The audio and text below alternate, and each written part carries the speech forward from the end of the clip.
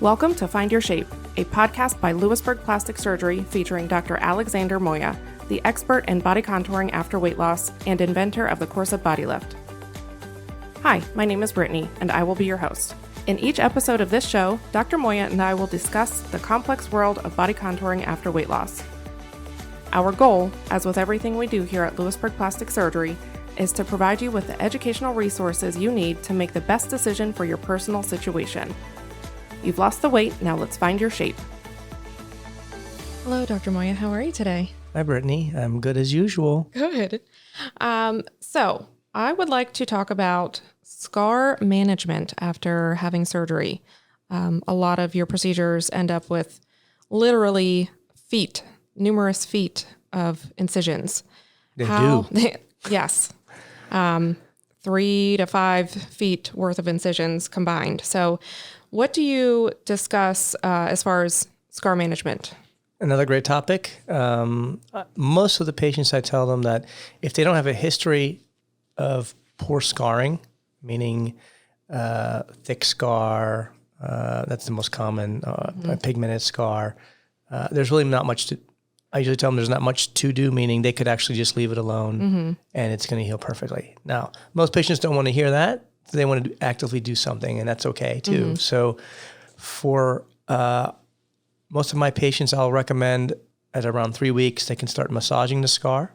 Why do we wait till 3 weeks? Because it's a little painful before that, and it might be fragile, the incision, meaning I don't want anybody pushing on it just yet. And sometimes the steri strips are still in place. Correct. For some patients. Usually we wait till those are off, and we also wait till the glue is off. And usually if it's not, we ask patients to remove it at 3 weeks if they're out of town, or we do it for them. So, but usually I start at 3 weeks is when we start thinking about scar management. Scars, an incision doesn't become a scar really probably until the 6 week mark, I would say. You're still actively healing to that scar level. But at 3 weeks, it's early enough, and the incision is strong enough that you can actually start massaging it. And the benefit of massage, it's just a pressure therapy that we find can help turn over the scar and keep it flat. Okay. And that's the main reason we recommend that. Other things we recommend as patients progress through the healing phase is protecting it from ultraviolet light.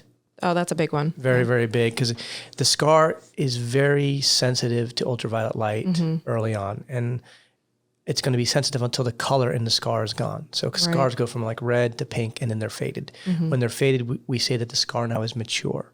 And mature scars means that they are not sensitive anymore to ultraviolet light, let's just say, for the most important thing when it comes to protecting your scar. So what do we recommend? Sunscreen, at least SPF 15. I would say 30 is my preference. Just wearing a white t-shirt, for instance, is not enough. That's like an SPF 10. Right. And that's a sun protection factor. So we say 30 would be the best. And if you're outside, it's not covered, then I would say you need to reapply it almost every hour. Right. And be very diligent with it. And if you don't, what will happen is it'll become pigmented, dark. And that's unfortunately a permanent condition at that point. And then we may have to use a laser to help treat that. The coloration. Correct. So sunscreen. And then there are some patients who may have a tendency to get a thicker scar. We call it like a hypertrophic scar. It's elevated. Not a keloid. That's a little bit different. Keloid is a scar that the scar is now involving tissue that wasn't operated on. So that's it kind of grows and expands. Correct. That's a keloid. Completely different situation than a patient who gets a hypertrophic scar, an elevated thick scar. So for those patients, we do have another recommendation. We recommend a silicone gel. It's a flexible silicone gel.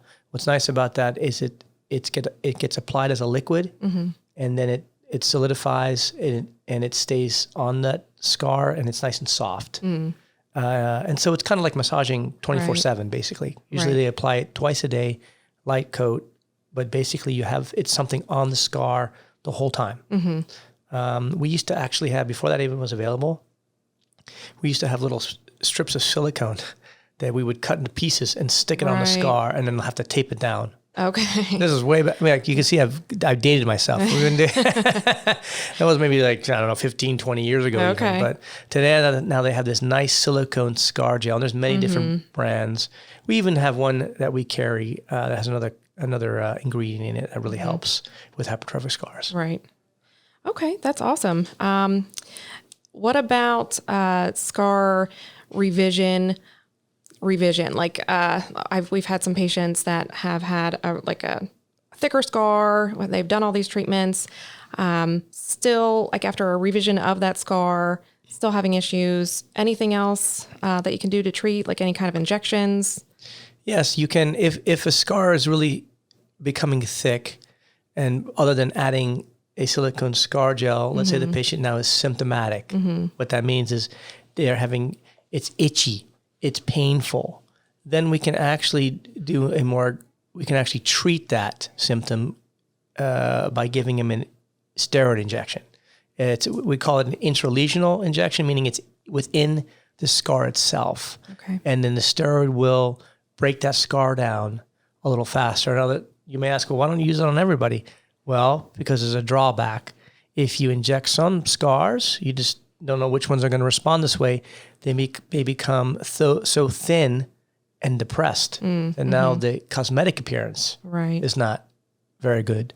So I'm very careful with who I inject inject patients with steroid. And usually I reserve that to patients who are really uncomfortable with the scar, meaning it's causing them a lot of symptoms. Gotcha. That's a great question. Okay. All right. Perfect. I think that answers pretty much all those questions about scar management after surgery. Thank you. Great. Thank you. That's a wrap on this episode of the podcast, brought to you by Lewisburg Plastic Surgery and Dr. Moya. Please be sure to subscribe to our show so that you never miss an episode. And for more information on Lewisburg Plastic Surgery or the Course of Body Lift by Dr. Moya, please visit us online at lewisburgplastic.com.